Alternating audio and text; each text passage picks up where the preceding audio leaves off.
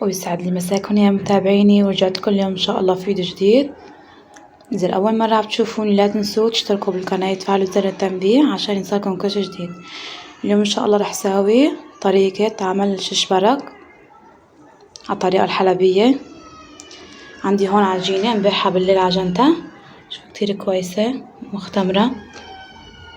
وعندي هون فرمت بصل ولحمة، هلا إن شاء الله بدي أقليهم مع بعضهم عشان أبلش بقى بالعجينة. يلا مع بعض.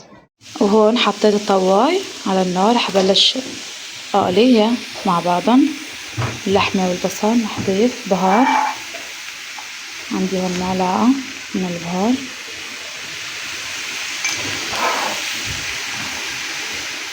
معلقة من الملح، أقليهم مع بعضهم. وهون مثل ما انكم شايفين عندي الحشوة صارت جاهزة، شوفوا كتير منظرها حلو. تقلوا مع بعضهم. بتعرفوا أكلة الششبرك أكلة شتوية كتير طيبة، يعني ما بتنكره. وانتو شو يا صبايا، شو سويتوا اليوم، شو عملتوا؟ كتبولي بالتعليقات، الله يسعدكم يا رب. وهون جهزت الأغراض مشان بقى أبلش بالعجينة. هون مديت هيك العجينة، هلا بقى بدي أقطعها لدوائر. بسم الله.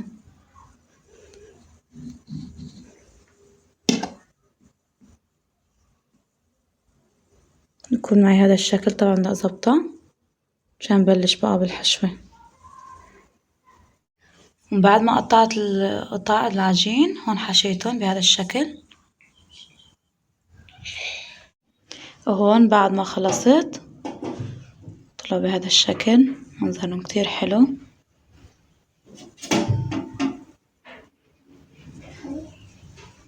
وهون بقى رح اجهز عندي اللبن. حطيت اللبن وراح احط كمان مع بيضة واخفقه على البارد.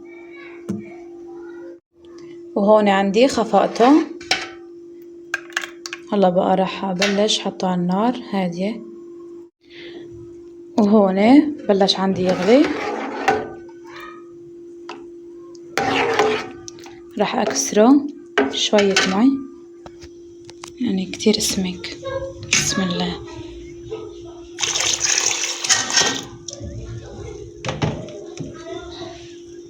وهون بلش عندي اللبن يغلي، هلا راح اضيف ششبرك عشان يستوي مع بعضهم. وهون ضفت الششبرك.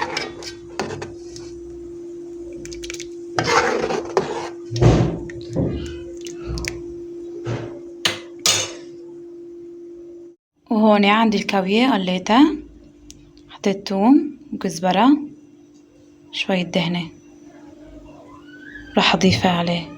وهون بعد ما حطيت الكاوية راح اضيف الملح. طبعا حطيت بالكاوية بس ما كترت، راح اضيف كمان فوقه.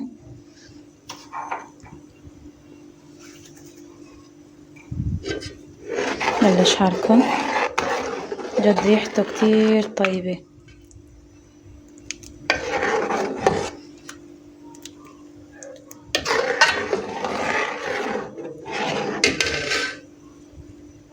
وهون عندي ششبرك طفيت عليه، صار جاهز.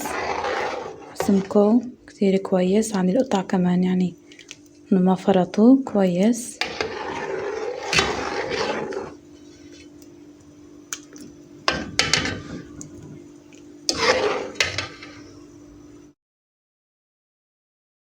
وهون بعد ما خلصت منظره كتير حلو وريحته بتشهي. حطيت هيك على وشه يعني لحمة وتوم وكزبرة. هون كنا وصلنا لآخر نهاية الفيديو. إن شاء الله ينال إعجابكم. لأول مرة عم تشوفوني لا تنسوا تشتركوا بالقناة وتفعلوا زر التنبيه عشان يصلكم كل شي جديد. لايكاتكم على الفيديو، شكرا لكم.